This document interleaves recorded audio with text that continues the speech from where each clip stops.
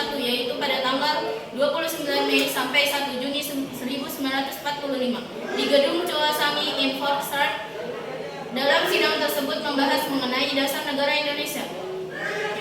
Sidang tanggal 29 Mei 1945 diawali dengan perdebatan seluruh anggota sidang BPUPKI di dalam ruangan Volkswagen. Assalamualaikum warahmatullahi wabarakatuh. Waalaikumsalam warahmatullahi wabarakatuh. Saudara sebangsa dan setanah air, mari kita mengucapkan syukur kehadiran Allah Subhanahu wa taala berkat rahmat dan hidayah kita dapat berkumpul di ruang ini. Indonesia akan segera menghadapi babak baru yang akan mengubah nasib bangsa Indonesia menjadi lebih baik. Merdeka! Merdeka! Maka dalam kesempatan ini kita akan menentukan dasar negara yang tepat untuk bangsa kita yang kita cintai ini. Saya selaku Ketua BPUPKI dengan ini menyatakan membuka rapat penetapan dasar secara resmi. Seluruh anggota sidang seraya bertepuk tangan. Kemudian semua anggota sidang berdiskusi sampai keadaan sidang menjadi ricuh.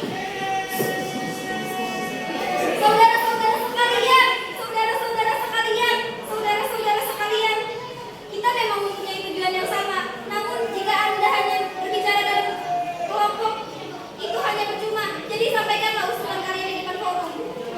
Saya memiliki usulan. Indonesia merupakan negara yang kaya akan tradisi dan budaya. Jadi saya harapkan kita bisa mempunyai dasar negara yang mampu mewakili keberagaman yang ada di Indonesia. Saya setuju. Memang seharusnya Indonesia memiliki ideologi yang mampu mempersatukan seluruh pihak. Saudara-saudara, saya telah mendengarkan usulan saudara sekalian, dan saya telah menyimpulkan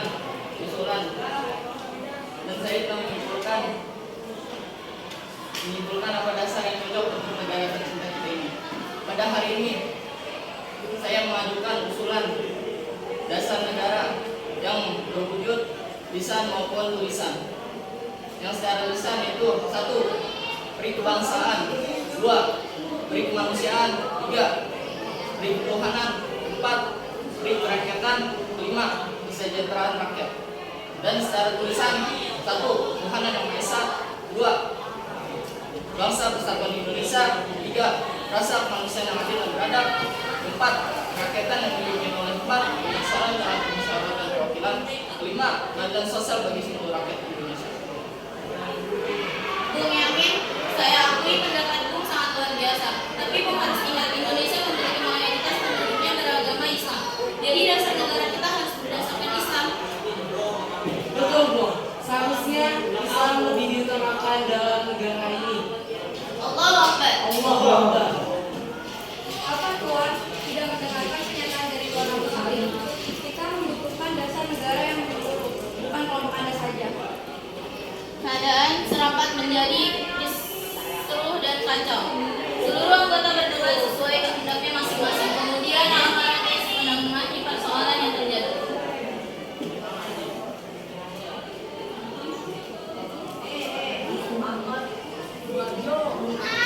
Tidak, saya tidak setuju. Benar. Benar. Saya sependapat dengan saudara Muhammad Kamil. Jadi saudara sudah baik karena mengandung unsur ketuhanan yang sesungguhnya telah mewakili keadaan Indonesia yang beragam agama. Sidang diberhentikan dan juga mendapat dasar negara yang sesuai untuk negara Indonesia. Sehingga sidang dilanjutkan pada hari selanjutnya, yaitu tanggal 31 Mei 1945 di ruangan Volkswagen. Saudara sebangsa dan setanah air, kita telah mengadakan rapat, namun belum juga mendapatkan titik terang usul yang tepat. Hari ini kita berkumpul lagi untuk membahas hal yang sama, yaitu dasar negara. Saudara, Notulen silahkan jelaskan kembali hasil rapat kemarin. Pada rapat sebelumnya telah mendapat satu usulan, yaitu ketuhanan yang Maha Esa, 2. Kebangsaan Kesatuan Indonesia, 3. Rasa kemanusiaan yang adil dan beradab, 4. Kerakyatan yang dipimpin oleh Tuhan kebijaksanaan dalam permusyawaratan perwakilan, 5. Keadilan sosial bagi seluruh rakyat Indonesia. Namun masih ada satu perdebatan. Baiklah, apakah ada susulan baru yang gagasan yang terkait dengan hak tersebut? Pada dasarnya, agama hanya tertuju pada Tuhan yang sama, yaitu Tuhan yang Maha Esa. Jadi untuk apa kita memperdebatkan mengingatkan ya, mesti banyak hal yang lebih penting yang harus diaktifkan. Seluruh anggota sidang seraya bertepuk tangan dan mengatakan merdeka, merdeka, merdeka, merdeka, merdeka.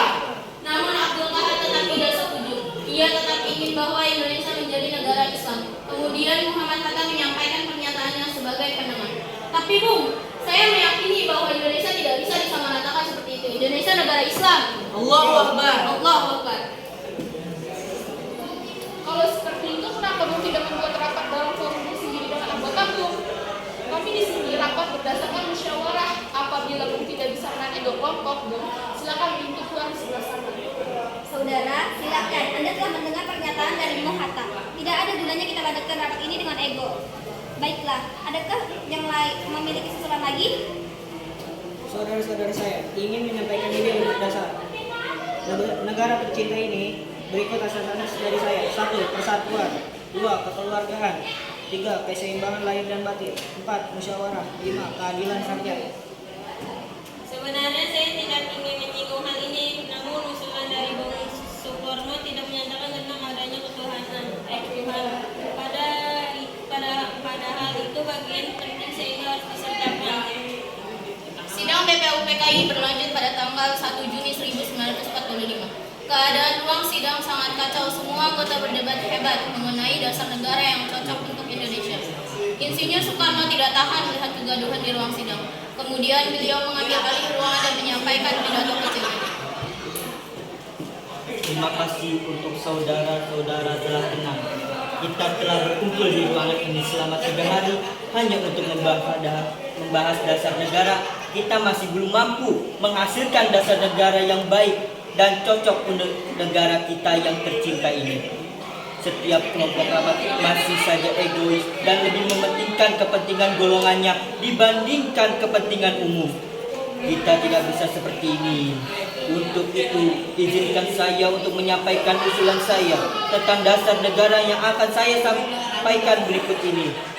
Kita telah berjuang melawan penjajah. Kita bersatu untuk memperjuangkan tanah air tercinta. Maka haruslah kita tanamkan rasa perhatian pada diri generasi kita. Hal ini merupakan alasan butir pertama, yaitu 1. Kebangsaan Indonesia. 2. Internasionalisme. 3. Mufakat. 4. Kesejahteraan sosial. 5. Ketuhanan yang Maha Esa. Merdeka, merdeka, merdeka. Seluruh anggota sidang bersorak-soraya mengatakan merdeka, merdeka, merdeka.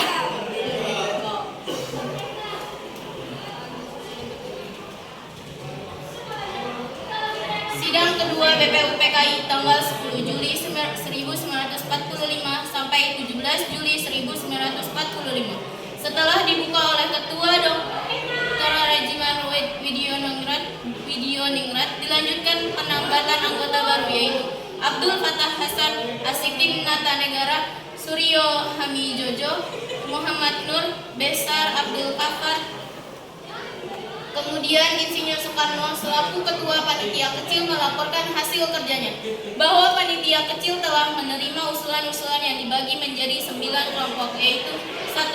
Meminta merdeka selekas-lekasnya. 2. Mengenai dasar negara. 3. Unifikasi atau federasi. 4. Bentuk negara dan kepala negara. 5. Warga negara. 6. Usulan daerah. 7. Agama dan negara. 8. Pembelaan negara. 9. Dan usulan keuangan. Selamat pagi, salam sejahtera bagi kita semua. Yang terhormat panitia dan anggota-anggota dapur itu yang berbahagia. Marilah kita panjatkan puji syukur kehadirat Allah yang Maha Esa bahwa kita semua dapat hadir di sini tanpa berhalangan suatu apapun. Saya selaku ketua mengucapkan terima kasih yang sebesar-besarnya atas kehadiran tuan-tuan sekalian. Dengan menyambut pembukaan saya, ini hanya mengumumkan bahwa sidang PKI yang kedua ini resmi dibuka.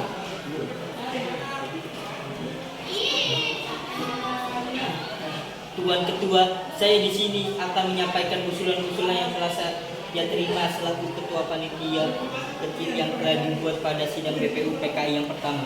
Usul-usulan yang dapat saya terima adalah 1. Usulan mengenai dasar negara. Kedua, mengenai unifikasi atau federasi. 3. Tentang keuangan. 4. Tentang agama dan negara. 5. Tentang pembelaan negara. 6. Tentang warga negara. 7. Tentang bentuk negara dan kepala negara. 8. Tentang daerah. Dan yang ke-9 adalah meminta merdeka sebatas-batasnya. Manduka Tuan Ketua, saya juga akan mengumumkan bahwa adanya tambahan anggota baru, yaitu Abdul Fattah Hassan Asikin Nata Negara, Suryo Hadi Yuni Jojo, Muhammad Nur Besar, dan Pak Abdul Ghaffar. Saya mohon dari tuan-tuan anggota sekalian, oleh karena itu, menghadapi saat yang suci, baiklah kita mengheningkan cipta, supaya janganlah hati kita dipengaruhi oleh suatu hal yang tidak suci, tetapi dengan segala keikhlasan menghadapi keputusan bentuk negara yang akan didirikan dengan hati murni, saya yang tidak terpengaruh oleh suatu maksud yang tidak suci.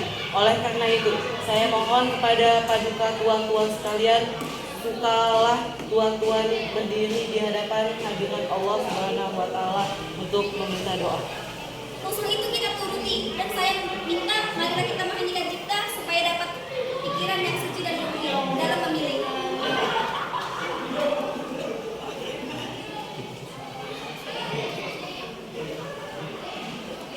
Bagi anggota yang muslim, mari kita membaca Al-Fatihah untuk memulai persidangan BPU PKI yang kedua ini. Sedangkan yang non-muslim berdoa sesuai keyakinan masing-masing. Berdoa mulai Al-Fatihah.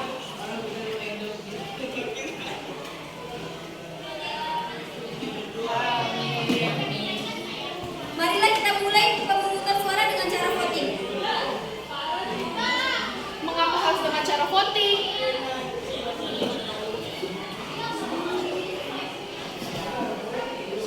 Mengapa tidak musyawarah mufakat saja? Karena dengan voting kita bisa memutuskan masalah dengan adil. Kita juga dapat menghemat waktu karena itu, karena kita tidak mengeluarkan kata yang tidak penting. Marilah tuan-tuan kita lakukan voting untuk menentukan bentuk negara. Setelah itu dilakukan pemungutan suara. Tuan Ketua, kami sudah mengetahui bahwa ada 64 sistem yang memiliki republik. Ada 55 sistem kerajaan, 6 lain 2 dan belangko 1. Saya mengucapkan terima kasih atas kerja komisi. Anggota sekalian sudah mendengar bahwa setelah dipikir oleh sidang Dr. Itudin Tokomasai yang dua lain kali lain yang melahirkan 64 sistem ialah yang 55 republik dan 6 kerajaan, 1 belangko dan 2 lain-lain. Jadi semua ada 6 hal. Sudah ada ketetapan dalam waktu ini. Nah, nanti kita membuat pelaporan yang sejelas-jelasnya. Jadi putusan panitia itu republik. Sudah tenang, republik dipilih dengan suara terbanyak. Sekarang saya minta beristirahat. Saya ini mempunyai ketinggian, kehendak dan kemauan, dan menjunjung tinggi apa yang angan-angankan. Hendakilah sanggup pula mengakui bahwa tanah Melayu itu sebagian dari tanah air kita. Tanah Papua itu sumber kekayaan kita. Janganlah sumber kekayaan yang diwarisi oleh nenek moyang kita hilang dengan sia-sia belaka. Oleh karena itu, saya setuju bahwa dalam menentukan batas halaman tanah air kita hendaklah berpikir dengan sebaik-baiknya. Janganlah didasar kepada soal apakah kita sanggup atau tidak sanggup, tetapi pula apakah akan timbul kesanggupan akan merdeka atau tidak. Soalan pula berhubungan dengan tanah Papua. Memang dalam hal ilmu pengetahuan, etnologi, bahasa, dan geografi, tanah Papua, Pulau Papua tidak termasuk dalam Indonesia. Tetapi paham ini dilahirkan oleh orang-orang yang mengarang buku yang bersangkutan. Tapi ada juga paham-paham yang lain yang mengatakan bahwa tanah Papua masuk dalam Indonesia. Perkataan Indonesia dibuat oleh orang-orang yang paham, yang berkata perkataan Indonesia melingkupi daerah Malaya dan Polinesia. Jadi dengan sendirinya pada waktu perkataan Indonesia akhir dimaksudkan bahwa tanah Papua masuk dalam daerah Indonesia. Dalam ilmu strategi, alangkah besar bagi kedua-duanya untuk menjaga sisi masing-masing. Artinya kalau kita melihat batas kita di timur, ke Pulau Timur, saya setuju sekali dengan anggota yang terhormat Muhammad Yamin, yaitu agar pulau itu dimasukkan dalam lingkungan kita. Terletak Indonesia Baru, begitu pula Borneo Utara di mana terletak Sarawak, dan juga negara Papua bukanlah kita meminta, tetapi hal itu beralaskan kebangsaan. Jikalau peperangan sudah berakhir dan